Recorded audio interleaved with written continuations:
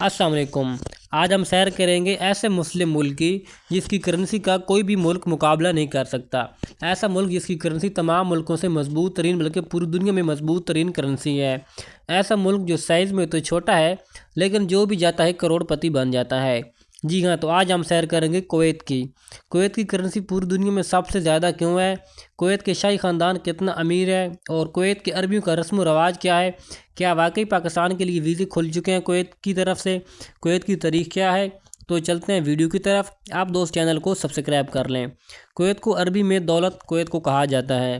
Kuwait چھوٹا سا ملک ہے لیکن اس کی کرنسی دنیا کی نمبر 1 مضبوط ترین کرنسی ہے، جو کہ امریکی ڈالر سے بھی تقریباً 3 گنا زیادہ ہے۔ کویت کی اگر کل آبادی کی بات کرتے ہیں تقریباً 45 لاکھ لوگ یہاں پر آباد ہیں۔ کویت کے رقبے کی بات کرتے ہیں تقریباً 17,818 مربع کلومیٹرز کا رقبہ ہے۔ کہا جاتا ہے کہ جس ملک کی آبادی کم ہوتی ہے اس ملک کا اتنا ہی زیادہ مضبوط اور خوشحال ترین سسٹم ہوتا ہے۔ کویت بھی ان ممالک میں آتا ہے۔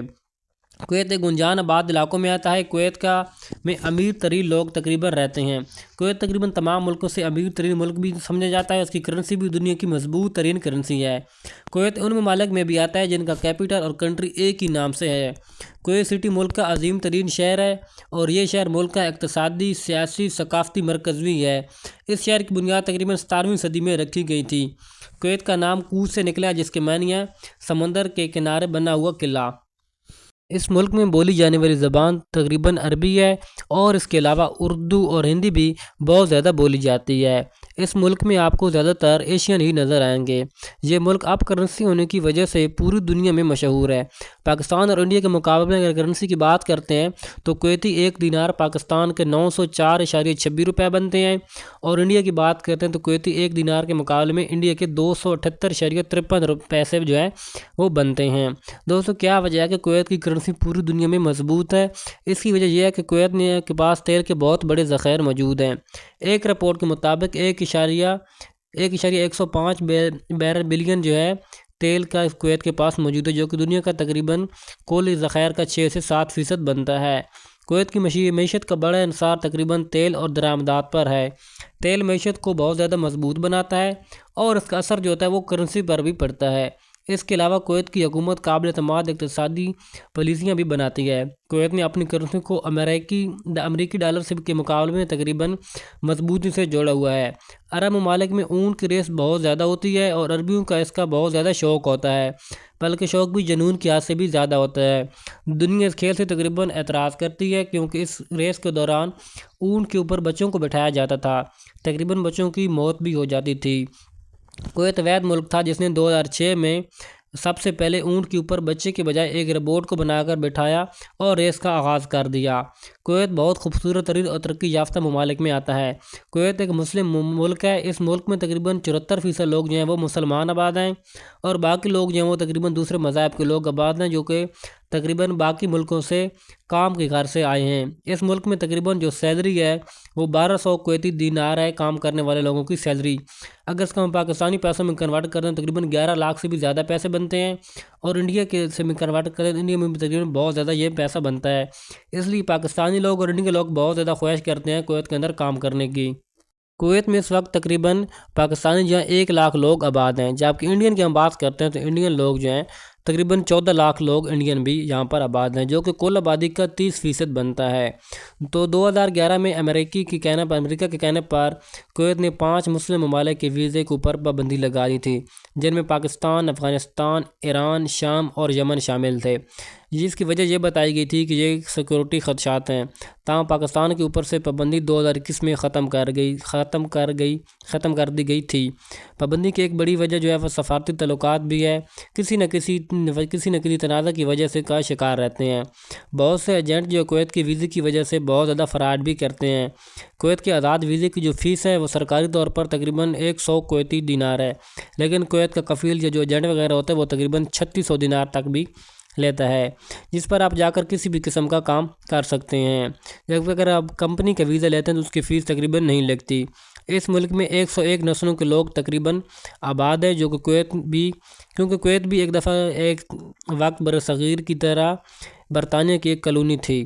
کویت نے آزادی 19 جون 1961 کو حاصل کی، لیکن حیران کن بات یہ بھی ہے کہ یہ لوگ اپنی آزادی 19 جون کے بجائے اب لوگ اپنی آزادی 25 فروری کو مناتے ہیں، کیونکہ جون گرمیوں کا سخت ترین مہینہ ہوتا ہے، گرمی بہت زیادہ ہوتی ہے اور اس ملک میں تقریباً درجہ حرارت جو ہے وہ 58 سینٹی گریڈ پر بھی چلا جاتا ہے۔ اس لیے انہوں نے آزادی کے ڈیٹ کو تبدیل کر دیا اور آزادی 25 فروری کو مناتے ہیں۔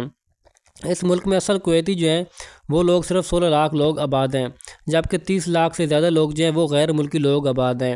ایک وقت ایسا بھی تھا جب کویت میں انڈیا کی کرنسی چلتی تھی۔ 1752 سے 1900 تک کویت کا جھنڈا جو ہے وہ صرف سرخ رنگ کا تھا۔ 19ویں صدی میں یہ ملک سلطنت عثمانیہ کا حصہ بھی رہا۔ اس وقت اس کا جھنڈا سرخ رنگ کا تھا اور اس کے اوپر چاند ستارہ بنا ہوا تھا اور اس کے اوپر کویت لکھا ہوا تھا۔ برطانیہ سے آزادی کے بعد اب اس ملک کا جھنڈا جو ہے 4 رنگوں پر مشتمل ہے۔ کویتی لوگ صدیوں سے اپنی ثقافت اور رسموں کو نہیں بھولے۔ شادیاں بھی بڑی اہتمام سے کی جاتی ہیں، مہمانوں کے لیے مارکیاں بھی بک کروائی جاتی ہیں، دولہا اپنا روایتی لباس پہنتا ہے، ہاتھوں میں گھڑی پہننا، جیب میں پین اور خوشبو لگانا ہر کوئی استعمال کرتا ہے، مارکی بھی خوشبو سے مالا مال ہو جاتا ہے۔ کویتی شادیوں پر رقص کیا جاتا ہے، اس کے علاوہ مہمانوں کو قہوہ اور کھجوریں بھی بہت زیادہ پیش کی جاتی ہیں۔ بچے ہوں یا بڑے ہاتھ میں تلوار یا خنجر پکڑ کر اپنا روایتی رقص کرتے ہیں اور یہ لوگ دف کی دھن میں رقص کرتے ہیں۔ مہمانوں کے لیے مزیدار کھانے بھی بنائے جاتے ہیں اور بڑے بڑے برتنوں میں اونٹ یا مچھلی کے گوشت وغیرہ کے VIP کھانے بنا کر پیش کیے جاتے ہیں اور اس کے علاوہ کئی قسموں کے کھانے بھی بنائے جاتے ہیں۔ ایک سے زائد شادیاں کرنا عربیوں کے لیے معمول کی بات ہے اور تقریباً ایسا بھی ہوتا ہے 2 سہیلیاں ایک ہی مرد کے ساتھ شادی کرتی ہیں اور پھر اپنی زندگی بہت اچھی طرح سے گزارتی ہیں۔ جب سے کویت آزاد ہوا ہے اس کا اقتدار تقریباً ایک ہی فیملی کے پاس ہے، الصباح فیملی کے پاس اس کا اقتدار آ رہا ہے۔ عرب ممالک میں الصباح فیملی مال و دولت کے حساب سے دوسرے نمبر پر آتی ہیں، جبکہ پہلے نمبر پر سعودی شاہی خاندان ہے جس کی دولت 1.4 ٹریلین ڈالر ہے، اور دوسرے نمبر پر کویتی فیملی آتی ہے جس کی دولت تقریباً 360 بلین ڈالر ہے، اور قطر کی فیملی کے پاس تقریباً 335 بلین ڈالر ہے۔ ایک حیران کن بات آپ کے ساتھ شیئر کرتے چلیں کہ پاکستان کے اوپر تقریباً بیرونی قرضہ 128 بلین ڈالر ہے، جبکہ عرب کی ایک فیملی کے پاس اس سے بھی زیادہ بلکہ ڈبل دولت موجود ہے۔ کویت میں آپ کو کوئی بھی ٹرین نظر نہیں آئیں گی، اور اس کے ساتھ ساتھ اس ملک میں گاؤں نام کی بھی کوئی چیز نہیں ہے، ہر کوئی شہر میں رہتا ہے۔ کویت امیر ہونے کے ساتھ ساتھ بہت زیادہ پڑھا لکھا ملک بھی ہے۔ اس کے لٹریسی ریٹ کی اگر بات کی جائے تقریباً 96% آتا ہے۔ کویت سٹی ملک کا خوبصورت ترین شہر ہے اور اس میں خوبصورت ترین مقامات بھی موجود ہیں۔ کویت میں آج بہت زیادہ ترقی کر چکے، تقریباً ٹیکنالوجی کی فیلڈ میں اور روبوٹ کی فیلڈ میں یہ بہت زیادہ آگے نکل چکا ہے۔ اس ملک میں ٹیکنالوجی بہت زیادہ استعمال کی جاتی ہے، حتیٰ کہ یہاں پر پینے کا صاف پانی بھی نہیں ملتا، سمندر کے پانی کو ٹیکنالوجی کی مدد سے صاف کر کے پینے کے قابل بنایا جاتا ہے۔ اس ملک میں کھانے پینے کی چیزیں تقریباً باہر ملکوں سے ایکسپورٹ کی جاتی ہیں، جن میں انڈیا تقریباً سیر فہرست میں آتا ہے۔ تو امید ہے چھوٹی سی انفارمیٹیو ویڈیو آپ کو اچھی لگی ہوگی۔ اگر ویڈیو آپ کو اچھی لگی ہو تو چینل کو ضرور سبسکرائب کریں۔ اللہ حافظ۔